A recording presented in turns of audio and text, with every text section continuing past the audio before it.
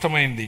ప్రజలు వారితో పాటు వారి పిల్లలకు సురక్షితమైన బంగారు భవిష్యత్తు కోసమే ఎన్డీఏని అధికారంలోకి తెచ్చారు.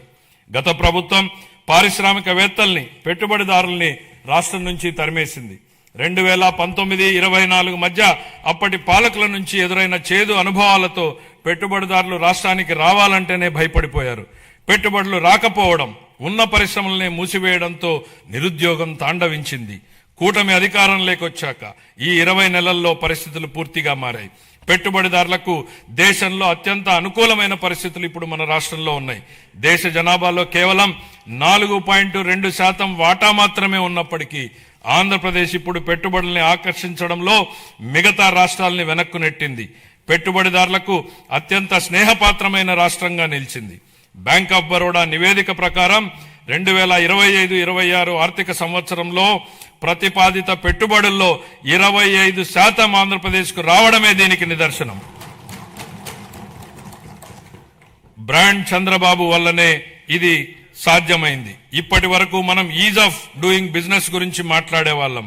ఇప్పుడు గేరు మార్చాం. స్పీడ్ ఆఫ్ డూయింగ్ బిజినెస్ ఇప్పుడు మన విధానం. గౌరవ ముఖ్యమంత్రి చంద్రబాబు నాయుడు గారి సమర్థ నాయకత్వం, దార్శనికత, ప్రభుత్వ సుస్థిర విధానాలు రాష్ట్రాన్ని విజన్ స్వర్ణాంధ్ర 2047 లక్ష్యం దిశగా వేగంగా నడిపిస్తున్నాయి. ఆంధ్రప్రదేశ్ భవిష్యత్తుని స్వర్ణమయం చేసే మహాక్రతువులో గౌరవ ముఖ్యమంత్రి గారి చారిత్రాత్మక పాత్ర పోషిస్తున్నారు. తాను నాటిన చెట్ల నీడలో తానెప్పటికీ కూర్చోలేనని తెలిసినా భావి తరాల కోసం చెట్లు నాటే వ్యక్తే జీవితం యొక్క నిజమైన విలువలను అర్థం చేసుకున్నాడు అన్న విశ్వకవి గురుదేవులు శ్రీ రవీంద్రనాథ్ ఠాగూర్ గారి మాటల్ని ఇక్కడ నేను ఉటంకిస్తున్నాను. గౌరవ ముఖ్యమంత్రి ఈ భావనకు అసలైన ప్రతిరూపం. ఆయన కేవలం దూరదృష్టి గల నాయకుడు మాత్రమే కాదు, దాన్ని సాకారం చేయగల దక్షత కలిగినటువంటి నాయకుడు.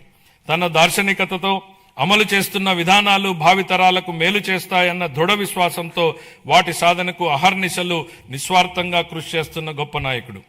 సమాజ క్షేమం కోసం 365 రోజులు అవిశ్రాంతంగా ఒక తపస్సులాగా పనిచేస్తున్నారు. 1990వ దశకంలో ఆయన ఇన్ఫర్మేషన్ టెక్నాలజీ గురించి మాట్లాడినప్పుడు, దార్శనికతను అమల్లో పెట్టినప్పుడు దాని ఫలితం ఎలా ఉంటుందో చాలా మందికి అర్థం కాలేదు. కానీ అప్పటి యువత దాంతో ప్రయోజనం పొంది జీవితంలో పురోగమించడమే కాకుండా ప్రపంచవ్యాప్తంగా అవకాశాలని అందిపుచ్చుకుని సత్తా చాటారు.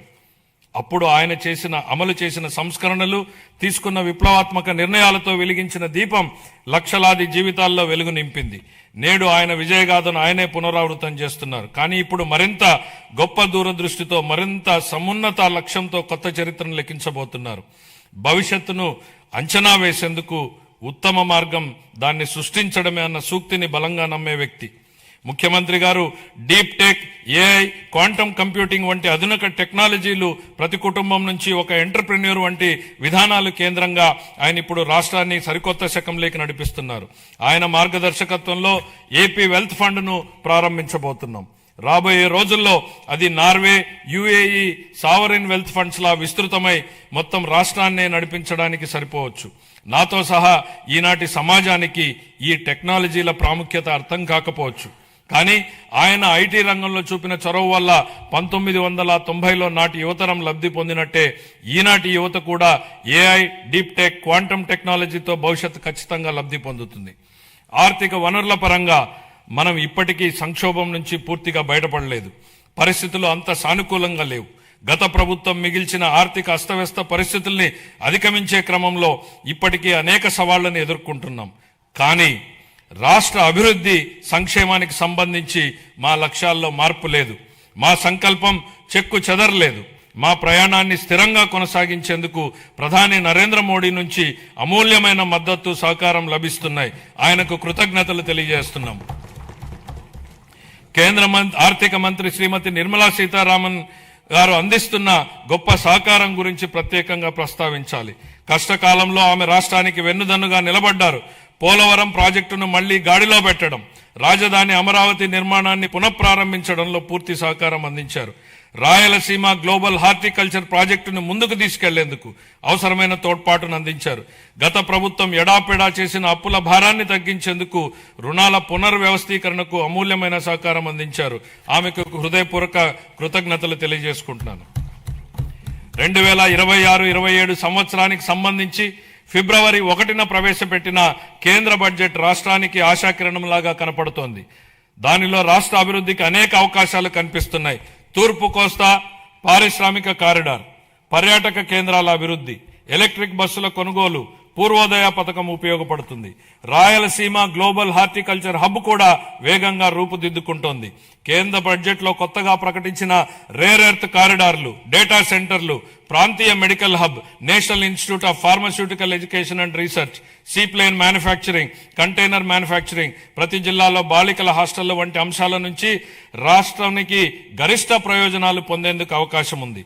ప్రపంచవ్యాప్తంగా ఇప్పుడు ప్రభుత్వ రంగ ప్రాజెక్టుల్ని పీపీపీ ఛాలెంజ్ విధానాల్లో చేపట్టే ట్రెండ్ నడుస్తోంది. అది ప్రభుత్వ రంగ సంస్థల నైపుణ్యాలను, సామర్థ్యాలను పెంచేందుకు దోహదం చేస్తుంది. పీపీపీ విధానంలో ప్రైవేటు రంగానికి ఉన్న అనుభవంతో ప్రభుత్వ ప్రాజెక్టుల్ని మరింత మెరుగ్గా అమలు చేయగలం. ప్రాజెక్టు వ్యయాన్ని నిర్ణయించడంలో పారదర్శకతకు, పోటీతత్వాన్ని పెంచేందుకు ఛాలెంజ్ విధానం దోహదం చేస్తుంది.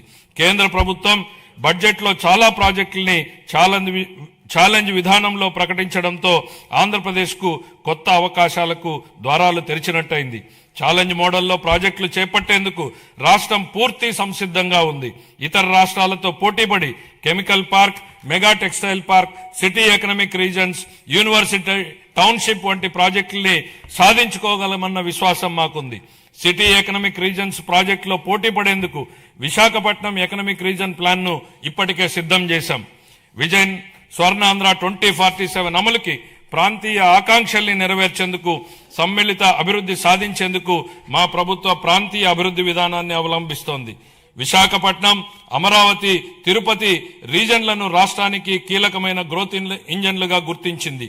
నీతి ఆయోగ్తో కలిసి Visakhapatnam economic reason economic master plan ని తయారు చేశాం. శ్రీకాకుళం, పార్వతీపురం మన్యం, విజయనగరం, విశాఖపట్నం, అల్లూరి సీతారామరాజు, అనకాపల్లి, పోలవరం, కాకినాడ, తూర్పుగోదావరి, డాక్టర్ బిఆర్ అంబేద్కర్ కోనసీమ జిల్లాలు దీని పరిధిలోకి వస్తాయి. దీనిలో మొత్తం 7 గ్రోత్ డ్రైవర్లున్నాయి. మ్యానుఫ్యాక్చరింగ్, సర్వీసెస్, మౌలిక వసతులు, పట్టణీకరణ, వ్యవసాయ రంగాల్లో 41 హై ఇంపాక్ట్ ప్రాజెక్టులు ఏర్పాటైతాయి. వాటికి అవసరమైన నిధుల్ని కేంద్ర ప్రభుత్వం, ప్రైవేటు రంగాల నుంచి సమకూర్చుకుంటాం. మెట్రో రైలు ప్రాజెక్టులతో సహా ఈ విశాఖ ఎకనామిక్ రీజన్ కి సంబంధించి సుమారు 28,000 కోట్ల రూపాయలతో ప్రాజెక్టులు ప్రతిపాదనలు సమర్పిస్తున్నాం. విశాఖ ఎకనామిక్ రీజన్ తరహాలోనే ఎన్టీఆర్, కృష్ణా, ఏలూరు, గుంటూరు, పశ్చిమ గోదావరి, ప్రకాశం, పల్నాడు, బాపట్ల, మార్కాపురం జిల్లాలతో అమరావతి ఎకనామిక్ రీజన్ ని అభివృద్ధి చేస్తాం. ఈ ప్రాంత సమగ్ర అభివృద్ధికి దోహదం చేసే వనరులు, గ్రోత్ ఇంజన్లు, బలాల్ని గుర్తించేందుకు శాస్త్రీయ పద్ధతుల్లో సామాజిక, ఆర్థిక అధ్యయనం నిర్వహిస్తాం. సూక్ష్మ సేద్యం ప్రాధాన్యతను గుర్తించి 1990లోనే ఆ కాన్సెప్ట్ ని తీసుకొచ్చినటువంటి మొదటి ముఖ్యమంత్రి గౌరవ్ చంద్రబాబు నాయుడు గారు. ఇప్పుడు ఆయన రాయలసీమ రీజన్ ను గ్లోబల్ హార్టికల్చర్ హబ్ గా మార్చి అక్కడ రైతుల జీవితాల్లో సమూల మార్పులు తెచ్చేందుకు కంకణం కట్టుకున్నారు. రాయలసీమ ఇంటిగ్రేటెడ్ డెవలప్మెంట్ ప్లాన్ సిద్ధం చేయించారు. అందులో భాగంగా 2030 నాటికి ఉద్యాన పంటల విస్తీర్ణాన్ని 8.41 లక్షల హెక్టార్ల నుండి 14.41 లక్షల హెక్టార్లకు పెంచబోతున్నాం. సాగునీరు, సూక్ష్మ సేద్యం ప్రాజెక్టుల ద్వారా నీటి ఎద్దడి అన్నదే లేకుండా చేస్తాం. ప్రపంచ మార్కెట్లతో అనుసంధానానికి రోడ్స్ కనెక్టివిటీ పెంచుతాం. అనంతపురము, అన్నమయ్య, చిత్తూరు, కర్నూలు, నంద్యాల, ప్రకాశం